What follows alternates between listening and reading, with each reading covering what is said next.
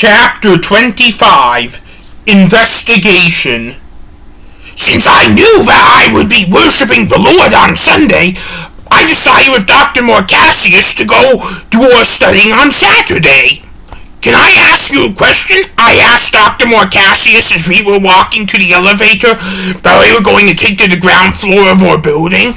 Of course, answered Dr. Morcassius. If I make a major breakthrough that leads to me practicing an experiment, can I leave the library to practice the experiment? Yes, on one condition. What is it? The same condition Mom and Dad would give you if they were the ones doing this with you, and not me. You need to tell me where you were going to conduct the experiment. Okay, note I always have my phone on me at all times. Me too. We then entered the library and went up to the study rooms. 3 hours, no more, no less, said Dr. Morcassius.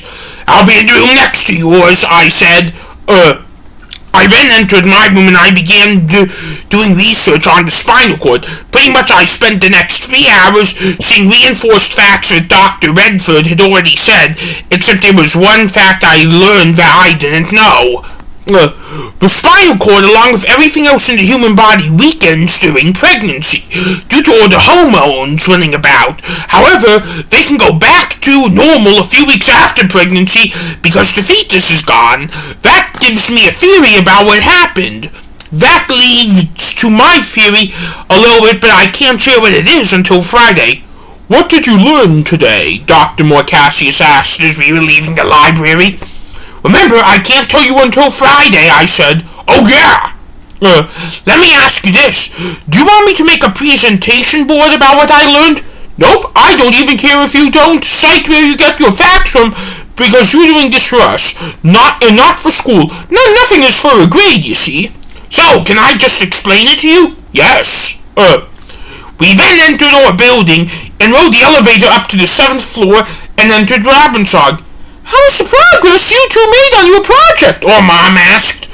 Great, said Dr. Morcassius, who was telling the truth because he didn't know it because I haven't told him anything yet. I'm glad you two are studying hard, because I know both of you are going to be doctors just like how me and your father were, said our Mom. I hope being a doctor doesn't come with back pain, because those chairs I was sitting in the library were super uncomfortable. I said truthfully, but I wasn't thinking about what I was saying. But believe me, there is a lot worse back pain than that, said our Mom. Dr. Morcassius then stepped on my foot. Ow, I said. Oh, are you okay, Mom asked. Yes, I answered, and that's the truth. What happened, my Mom asked. I pulled a muscle in my foot. I said. Mom, I know you're a doctor, but I think it is best if I just take a look at it in our room, said Dr. Morcassius. Why, Marcus? Or Mom asked. Because I am a doctor, too, said Dr. Morcassius. Dr. Morcassius then pretty much shoved me into our room and pinned me against the wall. What did I do? I asked. Shh, said Dr. Morcassius. Dr. Morcassius then shut the door. You almost caused a security breach, said Dr. Morcassius in a very soft whispering voice, but I could still hear him fine. How? I asked. When you gave that remark about back pain, it resulted in Mom saying something about what you're doing, or really what you know, and she didn't know it. Had she known it, it would have been a security breach. Oh, sorry. Do you understand why I had to step on your foot? Yes. So now you know how sensitive I am to keeping a secret. Can you at least check on my foot to see if it's okay? Yes, because it was actually my foot. Dr. Morcassius then took my right shoe and sock off and began feeling my foot. No bruises and nothing broken, said Dr. Morcassius. You know what? Looking back on it, I don't feel pain because of it anymore, I said. I understand. I understand. I know how the brain can cause illusions like that, said Dr. Morcassius. Okay. Again, do you understand why I had to step on your foot? Again, yes. George then entered the room. Hi, George, I said. How was your study time? George asked. Fine, said Dr. Morcassius. What did you learn regarding you know what? George asked. Remember, we are not discussing that until Friday, reminded Dr. Morcassius. Oh, yeah, said George. Where were you? Where were you when we entered? I asked. I decided to walk the loop by myself, George said. Where was your father when we entered? Dr. Morcassius asked. Going after me because he didn't want me to walk the loop alone, George asked. Why didn't Mom go after you when you have always been close to her? I asked. Did you notice she was using her cane today? George asked. No, but I recall her saying that she doesn't like going outside and after things on days where she uses it, said Dr. Morcassius. Dr. Morcassius then peeked out the door. Crap. I've gotten so used to seeing her without a cane that I didn't notice she was using one today, said Dr. Morcassius quietly, because he didn't want Mom to hear. Don't feel bad, Dr. Morcassius. I didn't either, I said, which was the absolute truth because I really didn't see it either. So, are you in here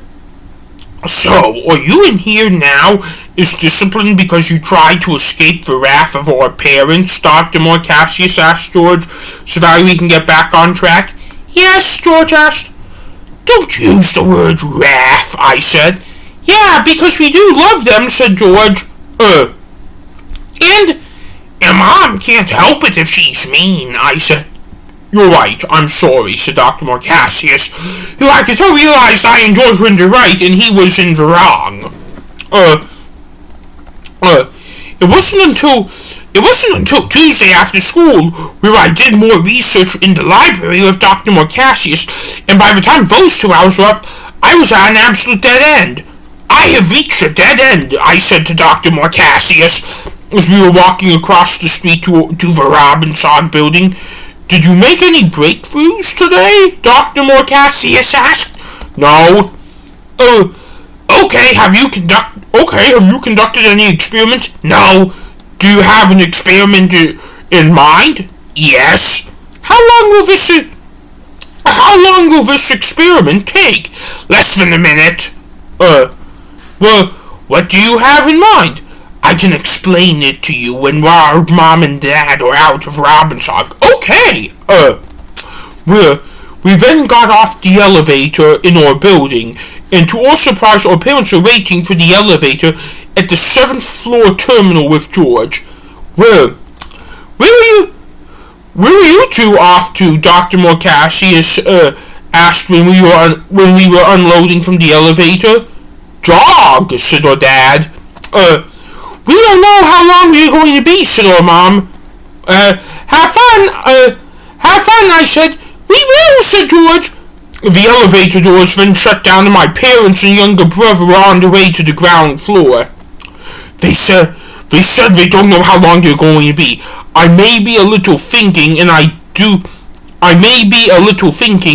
do doubt this, but as far as I know, that could be just a few seconds, so tell me, what your experiment is going to be as quickly as possible, said Dr. Morcassius. I'm going to roll off Mom and Dad's bed to see how much I get hurt, I said to Dr. Morcassius. Dr. Morcassius then cracked up. What? Dr. Morcassius asked. You heard correctly, I asked. And how is this going to be a good idea? That would require me to give away details I don't want to give away until Friday. Then I want to witness this, because I think it is a terrible idea, I said. That is probably going to cut off some of your study time, that is probably going to cut off some of your study time on Thursday. I know, and I am okay with that. How much time are you willing to cut off, I asked. 1 hour, said Dr. Morcassius. Great! And if I have to when I sleep, I can just go back to studying at the library and you can just finish early. Sweet! That's exactly what happened. That's exactly what happened. We studied Thursday for an hour, but really Dr. Morcassius did because I was still stuck, and then we went back to Robbinsog. When we entered to go back when we entered to the best of luck, Mom and Dad were not there, which is great, so that way we weren't going to get caught. The only thing was George was in Robbinsog. What are you doing here? I thought you studied longer, George asked. We're here to conduct an experiment that apparently we forgot to tell you about, I said, looking at Dr. Morcassius. Dr. Morcassius then shrugged at me. Cool, can I watch? George asked. I was saying before Dr. Morcassius interrupted. Yes, but Pinky promised me now that you don't tell anyone, said Dr. Morcassius. Sure, said George. Dr. Morcassius and George then stuck out their pinkies and wrapped them around each other. I solemnly swear I will not tell anyone about this experiment. Good, said Dr. Morcassius. George and Dr. Morcassius then unwrapped their pinkies.